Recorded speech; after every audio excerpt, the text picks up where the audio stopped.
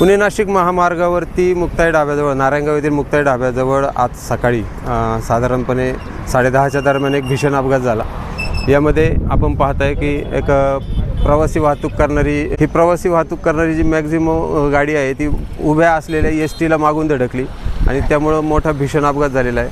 येथील प्रत्यक्षदर्शींनी सांगितल्यानुसार या गाडीला दुसऱ्या एका मोठ्या ट्रकने म्हणजे आयशर गाडीने धडक मारली आणि त्यानंतर ही गाडी बंद पडलेल्या एसटी बसवर जाऊन धडकली। त्यामुळे या प्रवासी वाहतूक करणाऱ्या गाडीमध्ये अनेक प्रवासी होते, साधारण 13 ते 14 प्रवासी होते। रोकडे नावाचे ड्रायव्हर होते।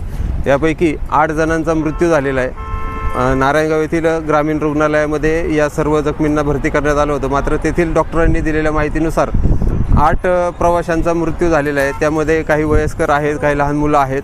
त्याचबरोबर आणखीन 3 जखमी जे मॅक्स केअर हॉस्पिटलमध्ये भरती करण्यात आलेले आहे, त्यांची देखील प्रकृती चिंताजनक आहे असं तेथील डॉक्टरांनी सांगितलेलं आहे। जुन्नरचे उपविभागीय अधिकारी रवींद्र चौधर साहेब, त्याचबरोबर नारायणगावचे सहाय्यक पोलीस निरीक्षक महादेव शेलार आणि त्यांचं पूर्ण पथक या संदर्भात आता तपास करत आहे।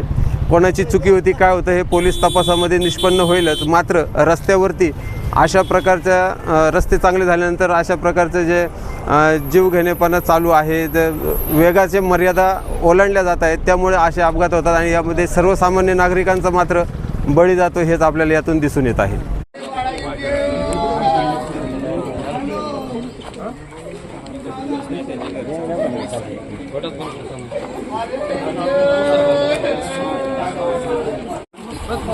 कसा चालला होता कुणाला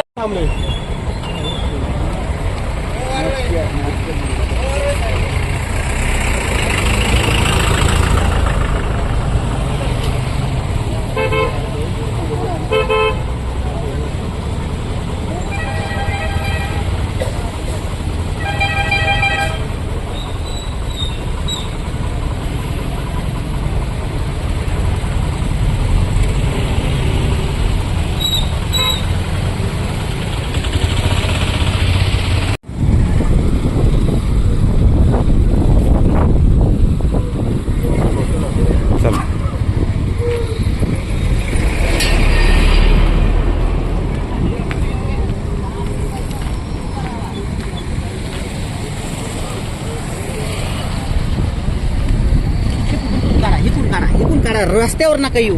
इकडून कोण येणार आहे तुम्हाला माहिती आहे का?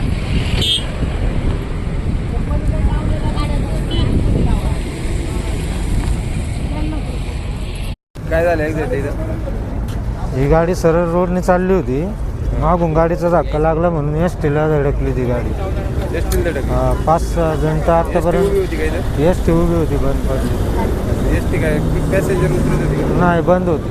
बंद होती आणि मग ही गाडी जोरात येऊन धडकली? नाही, मागच्या गाडीने हिला धक्का दिला। मागच्या गाडीने उडवलं? हां, त्यामुळे एसटीला डुबली। मग आता याच्यातले जखमीला कुठून येते? मॅक्स केअरला। मागची गाडी कोणती होती? आयशर गाडी होती वाटतं।